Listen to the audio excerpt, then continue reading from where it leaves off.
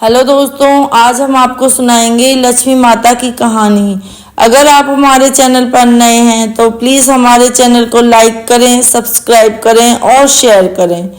एक बार एक शहर में एक बहुत ही गरीब और ईमानदार व्यापारी रहा करता था। उस व्यापारी की एक लड़की थी। वह लड़की रोज पीपल के पेड़ में जाकर जल चढ़ाया करती थी और उस पीपल की खास बात यह थी कि उस पीपल के पेड़ से लक्ष्मी माता प्रकट होती थी और थोड़ी ही देर में वह अपने आप वहां से चली जाया करती थी।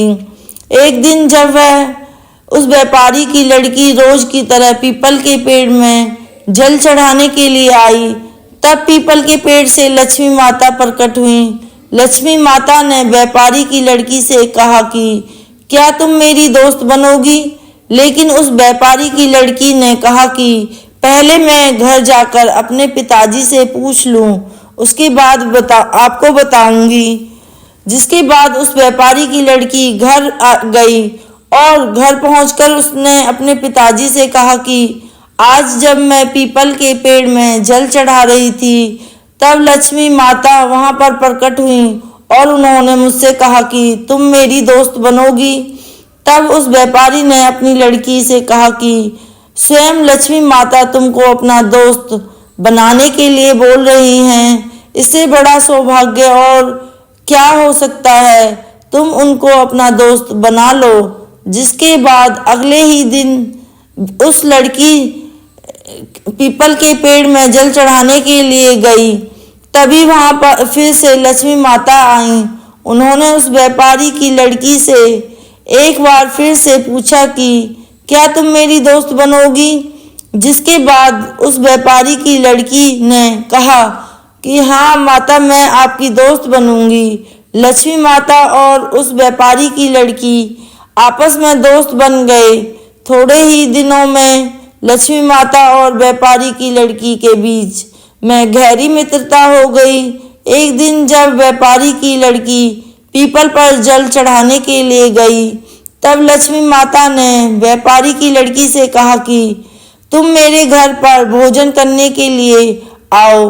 व्यापारी की लड़की ने घर जाकर अपने पिताजी से पूछा कि लक्ष्मी माता मुझे अपने घर पर बुला रही हैं भोजन करने के लिए, क्या मैं वहां जा सकती हूँ? उस व्यापारी ने अपनी बेटी से कहा कि लक्ष्मी माता ने तुमको भोजन पर बुलाया है, वहां पर जा सकती हो। व्यापारी की लड़की लक्ष्मी माता के घर भोजन पर चली गई। जैसे ही व्यापारी की लड़की लक्ष्मी माता के घर पहुंची, तब लक्ष्मी माता ने अपनी सहेली का स्वागत बड़े ही धूमधाम से किया और लक्ष्मी माता ने अपनी सहेली को शाल ओढ़ने के लिए दी। सोने के सिक्के, सोने की थाल और सोने की चौकी और अपनी सहेली को 36 प्रकार के स्वादिष्ट भोजन बनाकर खिलाए। लक्ष्मी माता के घर से भोजन करके जाने लगी लड़की। तभी लक्ष्मी माता ने अपनी दोस्त से कहा कि मैं भी तुम्हारे घर पर भोजन करने के लिए आऊंगी। उस व्यापारी की लड़की ने कहा कि बिल्कुल आइए। व्यापारी की लड़की अपने घर चली गई।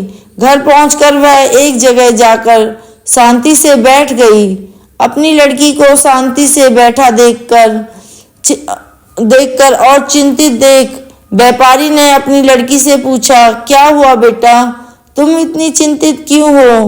तभी उसकी बेटी ने बताया कि लक्ष्मी माता हमारे घर पर भोजन के लिए आने के लिए बोल रही हैं। कल वह हमारे घर पर भोजन करने आएंगी। उन्होंने तो मेरा स्वागत बहुत अच्छे तरीके से किया। मुझे सोने के सिक्के, सोने की थाल, सोने की चौकी और 36 प्रकार के स्वादिष्ट भोजन बनाकर खिलाए। लेकिन मैं उनको क्या खिलाऊंगी? हमारे पास तो कुछ भी नहीं है। तभी व्यापारी ने अपनी लड़की से कहा कि तुम अपने घर को गोबर से अच्छी तरह से चारों तरफ से लीप लेना और पूरे घर की सही ढंग से सफाई कर लेना और एक 4 मुंह वाला दिया जलाकर रख लेना। उसको लेकर लक्ष्मी माता का नाम लेकर रसोई के पास बैठ जाना। व्यापारी की लड़की ने अपने पिता की बात मानते हुए वैसा ही किया। उसके पिताजी ने उससे करने के लिए बोला था, जिसके बाद व्यापारी की लड़की घर की साफ सफाई करके रसोई के पास लक्ष्मी जी का नाम लेकर बैठ गई।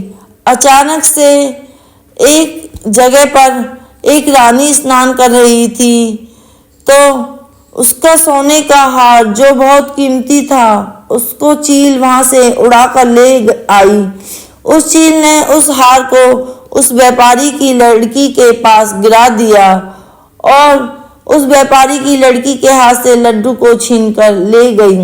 व्यापारी की लड़की सोने के हार को देखकर बहुत प्रसन्न हुई और वह तुरंत उस हार को लेकर बाजार गई। बाजार पहुंचकर उसने सुनार को वह सोने का हार दिया और उसके बदले में उस व्यापारी की लड़की ने सुनार से कुछ पैसे लिए, जिससे वह 36 प्रकार के स्वादिष्ट व्यंजन बना सके। और सोने के सिक्के, सोने की चौकी, सोने की थाली उस हार के बदले में सुनार से ले ली और यह सब लेकर वह वापस अपने घर आ गई। घर पहुंचकर उसने 36 प्रकार के स्वादिष्ट भोजन बनाए। व्यापारी की लड़की ने गणेश जी से कहा कि अब आप लक्ष्मी माता को लेकर आइए।